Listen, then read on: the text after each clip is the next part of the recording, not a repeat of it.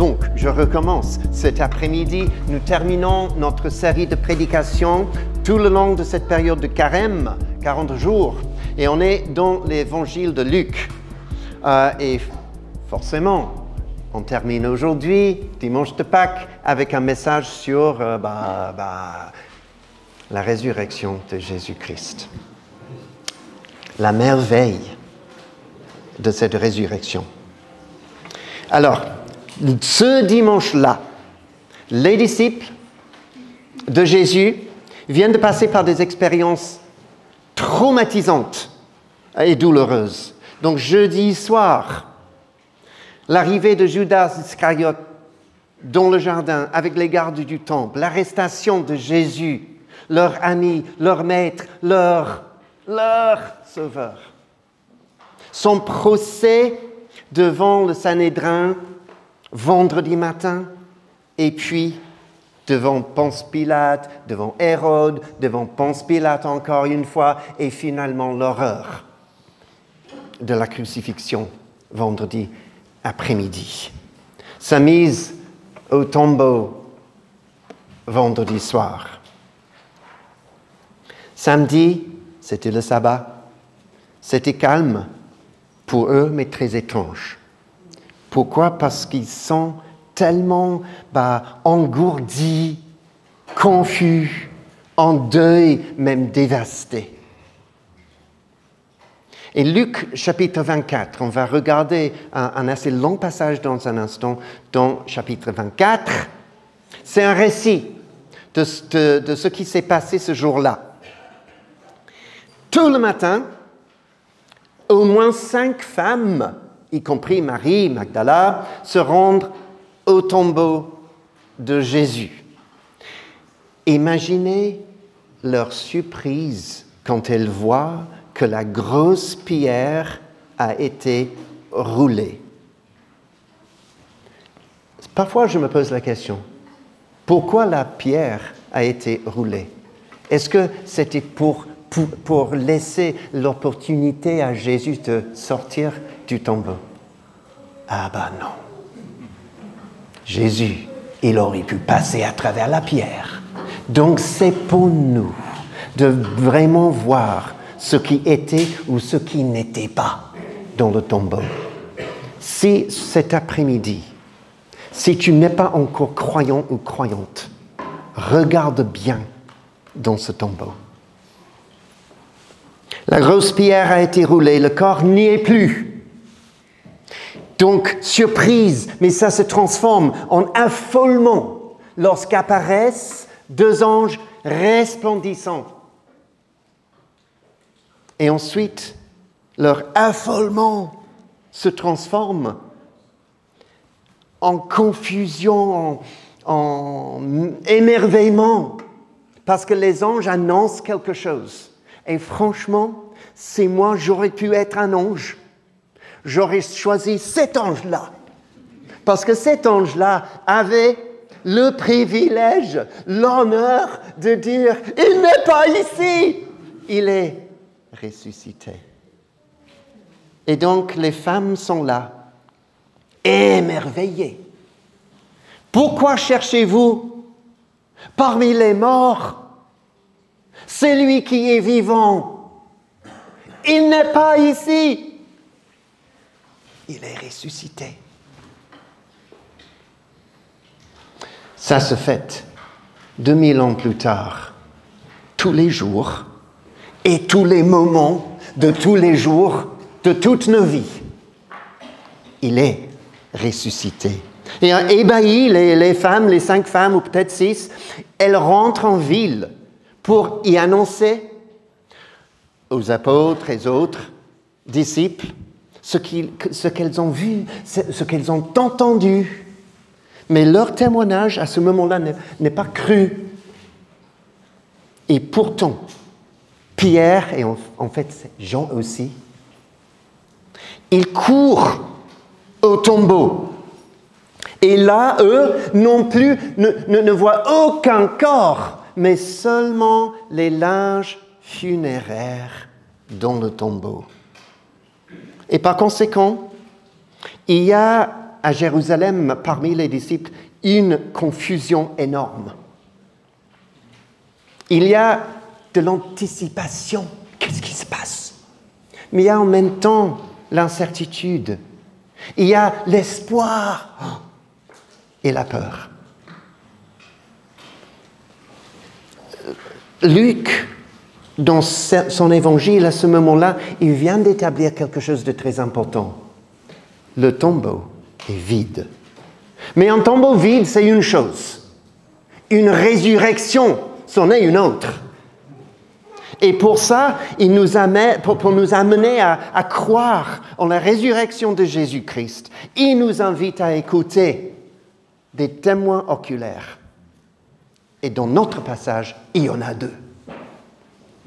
Acte 1, verset 3, Luc, la même personne, écrivain, il dit « Après avoir souffert, Jésus se présenta à eux vivant et leur en donna de nombreuses preuves. Pendant 40 jours, il se montra à eux et parla de ce qui concerne le royaume de Dieu. » Et Luc, il nous présente maintenant, dans notre passage, deux témoins qui se dirigent ce jour-là, dimanche après-midi, de Jérusalem jusqu'au village d'Emmaüs.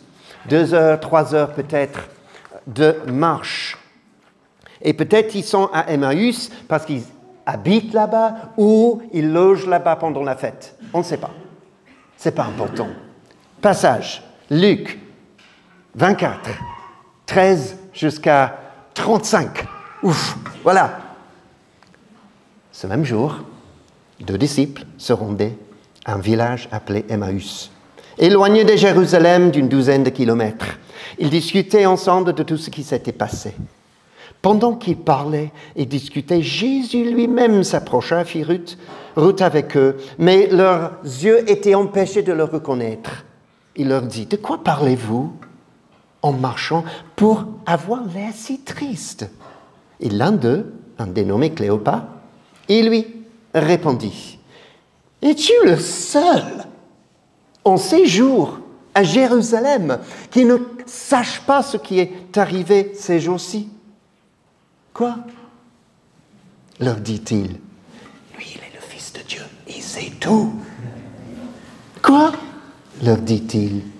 Et ils lui répondirent. Ce qui est arrivé à Jésus de Nazareth, qui était un prophète puissant en actes et en paroles. Voilà. Si je prêche pendant 1h30, voilà, ce sera très très bas. Je plaisante, je suis anglais, désolé. Puissant en actes et en parole devant Dieu et devant tout le peuple. Et comment les chefs des prêtres, merci David, et nos magistrats l'ont fait arrêter pour qu'il soit condamné à mort et l'ont crucifié. Nous espérions que ce serait lui qui délivrerait Israël. Mais avec tout ça, voici déjà le 3e jour que ces événements se sont produits. Il est vrai que quelques femmes de notre groupe nous ont beaucoup étonnés et se sont rendues de grand matin au tombeau et n'ont pas trouvé son corps. Elles sont venues dire que des anges leur sont apparus et on a annoncé qu'il est vivant. Quelques-uns des nôtres sont allés au tombeau, ils ont trouvé les choses comme les femmes l'avaient dit, mais lui, ils ne l'ont pas vu. Alors Jésus leur dit, « Homme insensé, dont le cœur est lent à croire tout ce qu'ont dit les prophètes. Ne fallait-il pas que le Messie souffre ces choses, qu'il entre dans sa gloire? » Puis, en commençant par les écrits de Moïse et continuant par ceux de tous les prophètes, il leur expliqua dans toutes les Écritures ce qui le concernait. Lorsqu'ils furent près du village où ils allaient, il parut vouloir aller plus loin, mais ils le retinrent avec insistance en disant « Reste avec nous, car le soir approche, le jour est sur son déclin. » Alors il entra pour rester avec eux. Pendant qu'il était à table avec eux, il prit le pain et après avoir prononcé la prière de bénédiction, il le rompit et leur donna. Alors leurs yeux s'ouvrirent et ils le reconnurent. Mais il disparut de devant eux. J'ai encore 2-3 versets à lire, mais juste, je m'arrête là. Alors leurs yeux s'ouvrirent. Et il se peut que pour toi aujourd'hui, ce sera le cas. Alors que tu regardes le tombeau, alors que tu regardes ce qui s'est passé, je prie au nom de Jésus que tes yeux s'ouvrent. Et se dire l'un à l'autre, notre cœur ne brûlait-il pas en nous lorsqu'il nous parlait en chemin et nous expliquait les Écritures? Il va falloir que je crie, je pense. Et ils se levèrent à ce moment même et retournèrent à Jérusalem, où ils trouvèrent les 11 et les autres qui étaient rassemblés et qui leur dirent, le Seigneur est réellement ressuscité. Il est apparu à Simon, Pierre. Alors les 2 disciples racontèrent ce qui leur était arrivé en chemin et comment ils l'avaient reconnu au moment où il rompit le pain. En janvier, nous, on était avec l'église à Saint-Hilaire-du-Harcouët en Normandie. Et j'étais en train de prêcher, parce que c'est une église vraiment bilingue, anglophone, francophone. Je prêchais en français et il y a eu une traduction en anglais. Et moi, je hurlais, je criais. Et lui, en même temps, parce que la pluie était énorme, était intense. Donc, il n'y a pas de problème, je peux me débrouiller. Ok, la rencontre. Donc, Cléopas et son ami veulent arriver à Emmaüs avant que la nuit ne tombe. Et ils ont 2 bonnes heures de marche devant eux. Ils ne savent que croire, ni penser de tout ce qui s'est passé. Ils sont dans la confusion. Ils ont entendu des rumeurs d'un tombeau vide, des anges, etc. Et ils sont toujours comblés de tristesse. Ils sont rejoints par une tierce personne qui se dirige dans la même direction, et c'est Jésus. Mais à ce moment-là, ils ne le reconnaissent pas. Un peu comme Marie, dans le jardin. Tôt le dimanche matin, elle est là, elle pense que ce monsieur, cet homme, est le jardinier, mais non, c'est Jésus. Mais pendant un temps, elle ne sait pas. C'est la même chose ici. Et Jésus leur demande, de quoi parlez-vous pour avoir les visages si abattus? Et ils se disent, je pense, entre eux, comment est-il possible qu'il ne soit pas au courant? Vit-il dans une grotte ou quoi? Parce que tout le monde était au courant de ces rumeurs. Mais ils sont polis. Et du coup, ils disent, quoi, tu ne sais pas? Un grand prophète, Jésus de Nazareth, suivi des foules. Il a fait des miracles notables. On espérait qu'il serait le libérateur d'Israël. Mais il a été arrêté jeudi soir, jugé et crucifié il y a 2 jours. Mais maintenant, le 3e jour, nous savons qu'il y a des gens qui pensent que le tombeau est vide. Et les anges ont apparu. Qu'est-ce qui se passe? On ne sait pas. Donc, on est en pleine discussion. Et l'inconnu, alors, il leur répond de manière tout à fait inattendue. Homme insensé. Ouais, c'est un peu fort, n'est-ce pas? Insensé. Dont le cœur est lent à croire les prophètes.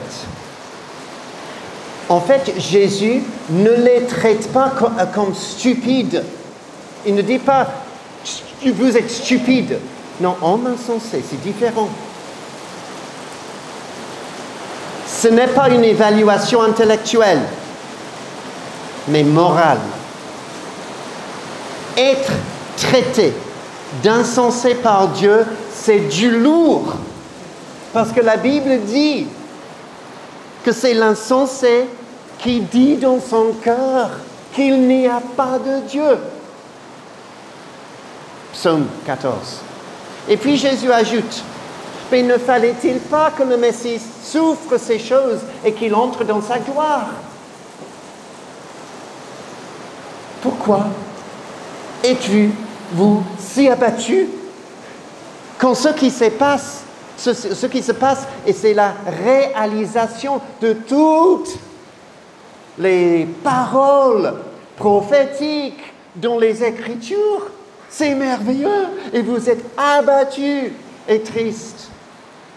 Et puis Jésus se lance dans une étude de ce que nous avons, l'Ancien Testament, pour montrer que le point principal de l'Ancien Testament a toujours été la mort et la résurrection de Christ. L'Ancien Testament. Et avant qu'on pense un tout petit peu à ce qu'il aurait pu dire, arrêtons-nous sur 2 points d'application pour nous.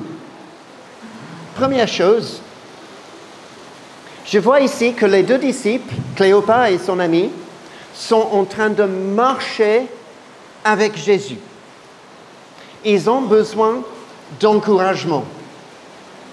Et pour les encourager, Jésus, il aurait pu, en un clin d'œil, se révéler dans la gloire éclatante de la résurrection. Mais non, il ne fait pas ça. Il fait quelque chose d'autre. Et c'est très important pour nous. Il choisit plutôt de leur expliquer les Écritures pour leur ouvrir leurs yeux aux merveilles que les Écritures contiennent. Et ainsi, de faire brûler leur cœur. Bien sûr, Jésus aurait pu faire miracle après miracle après miracle, mais à ce moment-là, il fait une étude biblique. Nous, on est un peuple de l'Esprit et de la parole de Dieu. Les 2 sont essentiels. La vie chrétienne est de même une marche avec Jésus. Parce que, comme disait Louis tout à l'heure, la vie chrétienne, c'est une relation personnelle avec Jésus-Christ. Et du coup, on marche avec lui. On est en communion avec Jésus. Et parfois, souvent en fait, on est triste. On a besoin d'encouragement. Donc, qu'est-ce que Jésus faisait ou ferait pour nous? Une étude biblique. Parce qu'il veut que nos yeux soient ouverts à ce qu'il est. Jésus, le Christ, mort pour nos péchés et ressuscité à tout jamais. Oui, il peut faire des miracles, même aujourd'hui. Mais n'oublions pas l'importance et la joie, le privilège, l'honneur d'avoir ce livre, la Bible. Tournons-nous alors dans le découragement vers les Écritures et demandons au Saint-Esprit de nous révéler leurs merveilles pour que nos cœurs brûlent en nous. Est-ce que ton cœur brûle en toi aujourd'hui? Nous pouvons demander à Jésus-Christ de faire quelque chose par le Saint-Esprit pour tout changer cet après-midi. Deuxième point d'application ici que je vois. La résurrection de Jésus est une source d'une immense joie. Et ces 2 disciples sont abattus tellement dans la tristesse. Et pour nous aujourd'hui, il est vivant. Mais combien de fois ai-je vu, moi, les visages abattus de soi-disant chrétiens, même quand ils chantent ces vérités étonnantes? Alors la terre trembla, la pierre fut roulée, la mort n'a pas pu être vaincue. Waouh! Mort, où est ton pouvoir? 1 Corinthiens chapitre 15. Où est ton pouvoir? Le roi ressuscité a remporté la victoire. Et comment est-il possible qu'on ait un visage abattu face à ça? Il est magnifique, notre Jésus. vraiment, vraiment magnifique. Croire en la résurrection de Jésus égale la joie totale. Et maintenant, l'étude biblique. On ne sait pas beaucoup ici. Luc, il dit au début de son évangile, « Je me suis soigneusement informé sur toutes ces choses. » Donc, il a dû interviewer Cléopas. Mais tout ce qu'il enregistre ici pour nous, le contenu de cette prédication de Jésus, c'est 25 mots. Moi, j'aurais aimé tout un chapitre. Mais non, 25 mots. Commençons par les écrits de Moïse et continuons par ceux de tous les prophètes. Il leur expliqua dans toutes les Écritures ce qui le concernait. Et ça aurait été merveilleux d'avoir participé à cette étude biblique. Mais non, ce n'est pas nécessaire. Nous l'avons. Jésus a pu parler pendant 2 bonnes heures, il me semble, avant qu'il n'arrive à Emmaüs. Et donc, il aurait dit plein de choses, des centaines de choses. Toutes les Écritures, tous les prophètes. Par exemple, on ne sait pas, mais par exemple, en Genèse, chapitre 3, quelqu'un venant d'Ève, de sa ligne biologique, écrasera le serpent, l'ennemi de la race humaine, le diable. Prophétie. Genèse 12, Dieu promet à Abraham que dans sa descendance à lui, toutes les nations, les tribus de la terre seront bénies. Il parle de Jésus. Genèse 49, la tribu de Juda aura un pouvoir royal. 2 Samuel 7, David, issu de la tribu de Juda, aura une dynastie éternelle. Michée 5, le Messie naîtra à, vous le savez, Bethléem. C'est une prophétie. La ville de David. Psaume 16, un successeur à David ressuscitera d'entre les morts. Waouh! C'est dans l'Ancien Testament. Daniel 7, le Fils de l'homme s'approche de l'Ancien des jours, le Père, pour recevoir la gloire et un royaume éternel. C'est Jésus, c'est Jésus, c'est Jésus, c'est Jésus. Et il est presque certain que Jésus, pendant cette étude biblique, aurait évoqué Ésaïe chapitre 53, comme il a fait en fait jeudi soir pendant la scène. C'est une prophétie peut-être la plus longue, la plus claire sur la nécessité du Christ de souffrir pour nous et de mourir à notre place. Écrite 700 ans auparavant. J'aime beaucoup ce chapitre et je me permets de lire quelques versets. C'est absolument magnifique. Et ça parle de notre Jésus. Ésaïe 53, verset 3.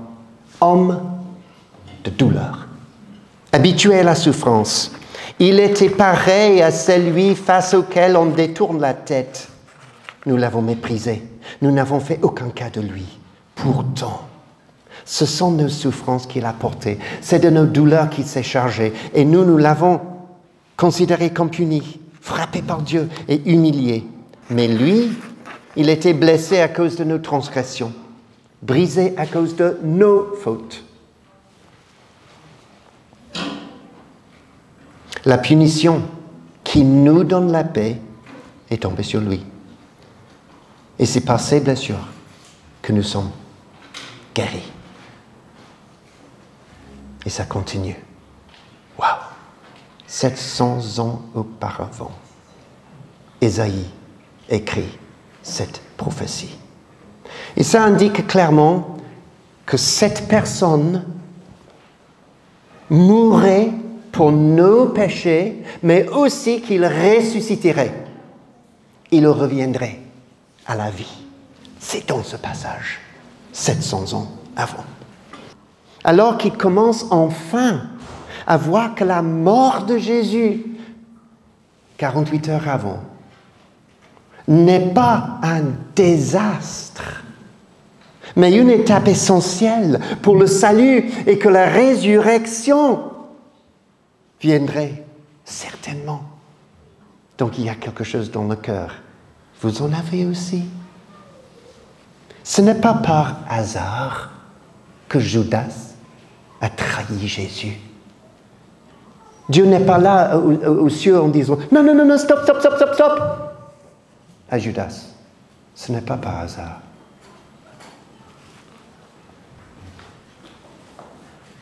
Ce n'est pas par hasard que les chefs des Juifs ont conspiré pour le faire crucifier.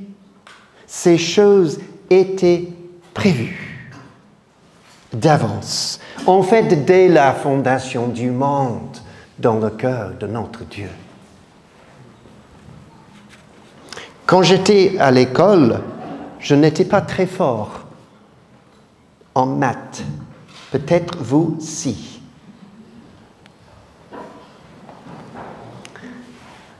Au XXe siècle, il y a eu un mathématicien américain qui s'appelle Peter Stoner.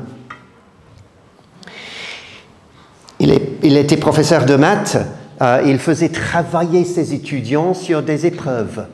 Il voulait que ses étudiants découvrent ou calculent la probabilité qu'un seul homme puisse accomplir un certain nombre de prophéties anciennes qui désignent spécifiquement le Messie, le Christ. Ils ont commencé avec 8 paroles, 8 prophéties. Ils ont fait le calcul. Je sais que ce n'est pas une science exacte, mais quand même, ils ont fait quelque chose. La probabilité, selon eux, qu'un seul homme accomplisse 8 prophéties de l'Ancien Testament, qui désignent spécifiquement le Christ, serait de 1 sur 110 quadrillions, c'est-à-dire 1,1 suivi de 7 zéros. Moi, j'ai une carte Navigo que j'ai perdue cette semaine, mais c'est retrouvé dans ma poche. Merci Seigneur. Si j'avais une quantité infinie de ces cartes Navigo, et si je voulais corréler la surface de la Terre en carte Navigo, et puis je dis à un ami, Michael par exemple, Michael, il y en a une avec ton nom dessus, quelque part dans le monde, va la trouver. Mais fais gaffe, tu n'as qu'une seule chance. Tu peux retourner une seule carte. La probabilité qu'il retourne la bonne carte, c'est la même chose. 1 sur 110 quadrillions. Et ta carte n'est pas en France. Ça fait 8 prophéties. Et puis les mathématiciens, les étudiants ont fait une autre épreuve. Mais si c'était 48 prophéties de l'Ancien Testament, là, quelle probabilité? Ils ont fait calcul, c'est beaucoup plus facile avec ChatGPT. J'ai fait ça avec Chat. La probabilité qu'un seul homme accomplisse 48 prophéties anciennes sur le Messie serait de 1 sur 10 suivi de 157 zéros. Et voilà, un peu comme ça. Et Jésus a accompli pas 48, ni 148, ni 248, mais plutôt 300 quelque chose. Plus de 300. Donc on ne peut pas faire le calcul pour ça. Il y a des gens, mes amis par exemple, qui disent il n'y a pas de Dieu. Ok. pour un homme de savoir d'avance, avant qu'il soit né, qu'il serait né à Bethléem. Ah bah c'est assez compliqué. Qu'il serait crucifié, assez compliqué. Mais pour Dieu de le faire, c'est facile. Il l'a fait en Jésus-Christ. Jésus est réellement né à Bethléem. Il est réellement né d'une vierge. Il est réellement entré dans Jérusalem, monté sur un âne. Il a réellement été trahi par un proche pour réellement 30 pièces d'argent. Tout ça, c'est dans l'Ancien Testament. Il est réellement mort, n'ayant aucun os brisé, mais aussi ses mains et ses pieds percés. Et cette prophétie-là, Psaume 22, était bien avant la crucifixion. Dieu, il sait tout. Et j'en passe parce que la liste est énorme.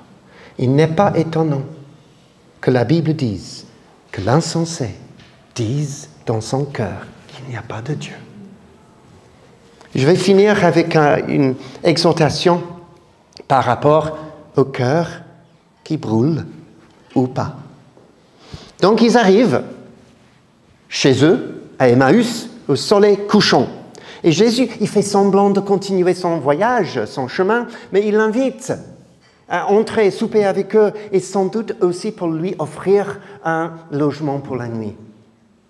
Et pendant le repas, Jésus prend du pain. Il rompt le pain. Et à ce moment-là, quelque chose se passe. Donc c'est un peu leurs yeux qui s'ouvrent. « Ah, c'est toi !» Jésus, le pain de la vie, est là, devant eux. Il disparaît. Jésus parti, Cléopas et son ami, ils restent seuls à table. Ils disent l'un à l'autre, notre cœur ne brûlait-il pas en nous lorsqu'il nous parlait en chemin et nous expliquait les Écritures? Et il ne témoigne pas là d'une conviction intellectuelle, non, rien comme ça. Mais c'est l'Esprit de Dieu qui a transpercé leur cœur, qui brûle maintenant en eux. Alors que Jésus, tout simplement, il prêchait la parole, l'Esprit de Dieu agissait dans leur cœur. Connais-tu cette expérience-là? Le jour où je me suis converti à Christ, mon cœur s'est enflammé. Et 53 ans plus tard, cette flamme ne s'éteint pas. As-tu eu cette expérience-là? Le cœur met en feu pour Jésus. Tu peux avoir cette expérience-là cet après-midi et pour toujours.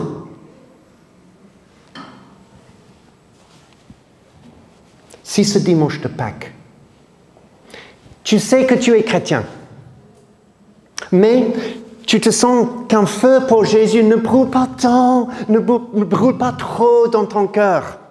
Regarde de nouveau les merveilles de Pâques, la mort de Jésus pour nous, la résurrection de Jésus pour nous. Ça va changer quelque chose, je vous assure.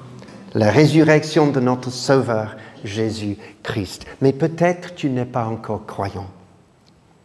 Tu as entendu la bonne nouvelle de Jésus. Même cet après-midi, dans la louange et par cette prédication, tu as entendu. Et maintenant, tu vas faire quoi? À l'instar des deux disciples, est-ce que tu vas inviter Jésus à rester chez toi. Parce que Jésus, il est là, à la porte. Il veut entrer. Là, c'était chez eux, dans leur maison, dans leur logement. Mais pour toi, pour nous, c'est chez nous dans le cœur. Et c'est le même Jésus. Est-ce que, à l'instar des disciples, tu vas inviter Jésus à rester? Non, non, non, reste. Ou plutôt, ok, tu peux passer.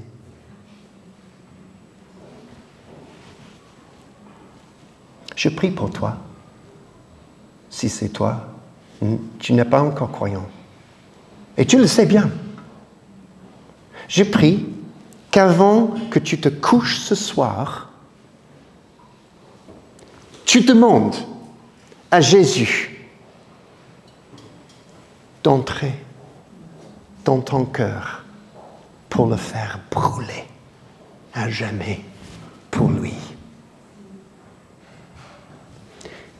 Ça peut se faire à la fin de ce culte cet après-midi. On va chanter dans un instant et puis nous aurons le privilège de partager la Sainte Seine, le pain que Jésus a rompu pour nous. Et après, si tu veux vraiment inviter Jésus à rester chez toi, viens nous voir, que ce soit moi ou David ou un des membres de cette Église. Nous voulons vraiment prier avec toi. Ok, il faut que je finisse. Les dangers de voyage de nuit, voilà, les brigands et tout ça, les deux disciples, malgré ça, ils retournent en hâte à Jérusalem pour tout raconter. Il est vivant! Mais là, ils découvrent que Jésus a apparu aussi à Pierre et sans doute aux autres. Ah, d'accord, leurs vies sont transformées par la résurrection de Jésus-Christ. Pourquoi? Parce que Jésus est vivant. Il est réellement ressuscité. Amen.